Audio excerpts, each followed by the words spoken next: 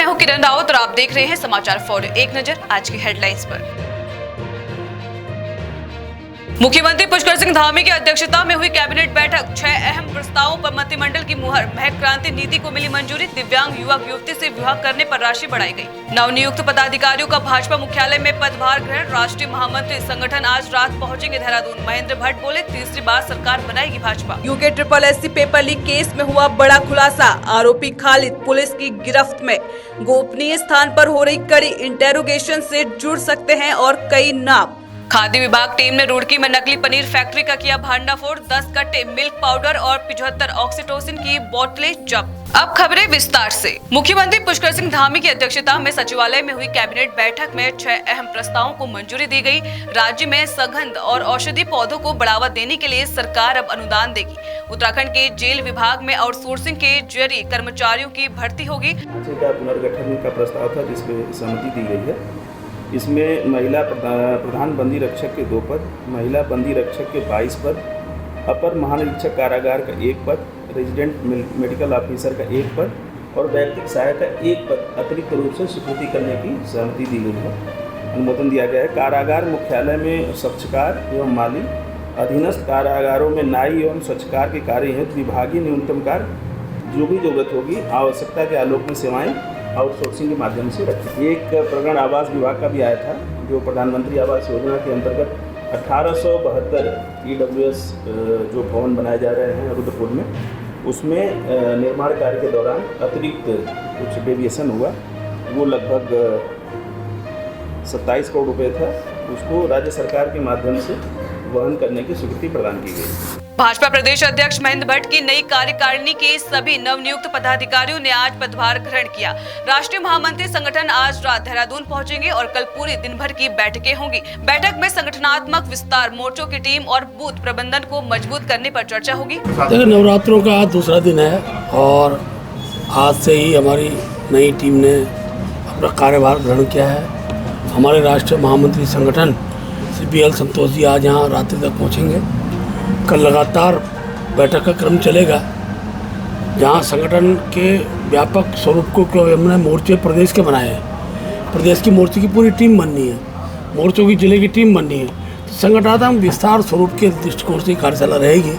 इसके साथ साथ बूथ प्रबंधन, हमारा जो पार्टी का नारा भी है, बूथ जीता चुनाव जीता, इस भाव के साथ बूथ के प्रबंधन को किस प्रकार से प्रभावी हम कर सकते हैं, इस दृष्टिकोण से भी कल की बैठक में चर्चा करेंगे।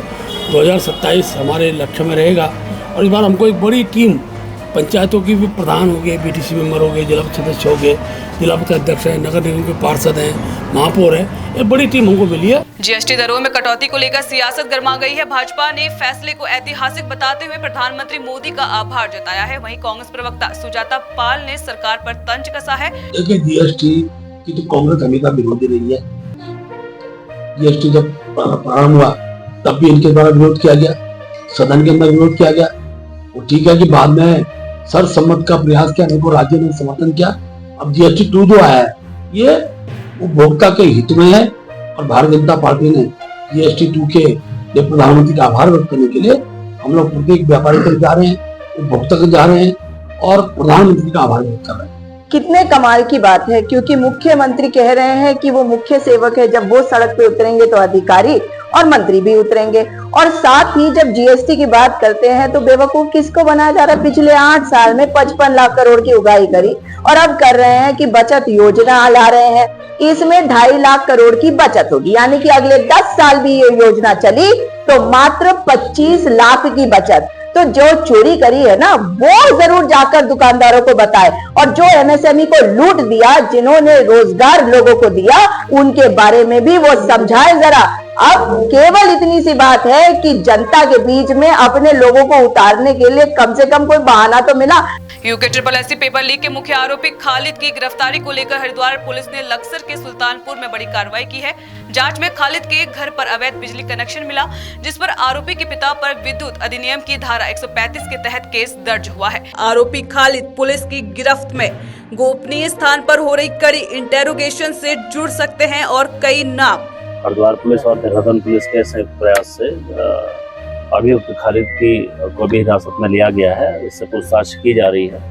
जो भी आगे इसमें साक्ष्य आएंगे, जिस भी तरीके से विवेचना में जो आवश्यक साक्ष्यों की हमें आवश्यकता होगी उसी के अनुरूप आगे की विवेचना चलेगी। इसको अभी देहरादून पुलिस को हस्तांतरित किया जा रहा है ताकि आगे की जो कार्रवाई है वो देहरादून में ही की जा सके, क्योंकि अभियोग देहरादून में कायम है। देखिए, काफ़ी चीज़ें मिली हैं, काफ़ी चीज़ें अभियुक्त द्वारा बताई गई हैं, कुछ चीज़ें और वेरीफाई की जानी है। नहीं, पहले से तो ऐसा नहीं था और बहुत अच्छे सद्भाव का लड़का है और PWD में कार्य करता था ये उसका, और उसके बावजूद इसमें अभी 2 महीने पहले कोई पेट्रोलियम पे इसकी नौकरी लगी थी और ऐसा किसी को भी नहीं, जबकि मेरा रिश्तेदार है, मेरा भाई है, जरा सा भी मालूम नहीं था। ये तो खुलासा अब ये जो पेपर लीक हुआ इससे हमें मालूमात हुई, और मालूमात में होने के बाद में हमारी जितनी भी यहाँ प्रशासन टीम आई है, पुलिस आई है, SDM आई है, उनका पूरा सहयोग हमने किया है। सच्चाई सामने आने पर आज खुलासा हो जाएगा जो सच है। रुड़की के खंजरपुर में खाद्य सुरक्षा विभाग ने बड़ी कार्रवाई करते हुए करीब 250 किलो नकली पनीर बरामद किया है। त्योहारों से पहले हुई इस छापेमारी में 10 कट्टे मिल्क पाउडर और 75 ऑक्सीटोसिन की बोतलें भी जब्त की गई। इस जहरीले कारोबार में शामिल लोगों पर कड़ी कार्रवाई की मांग तेज हो गई है। इस बुलेटिन में फिलहाल इतना ही। उत्तराखंड की तमाम बड़ी खबरों से जुड़े रहने के लिए देखते रहिए समाचार फॉरी। नमस्कार।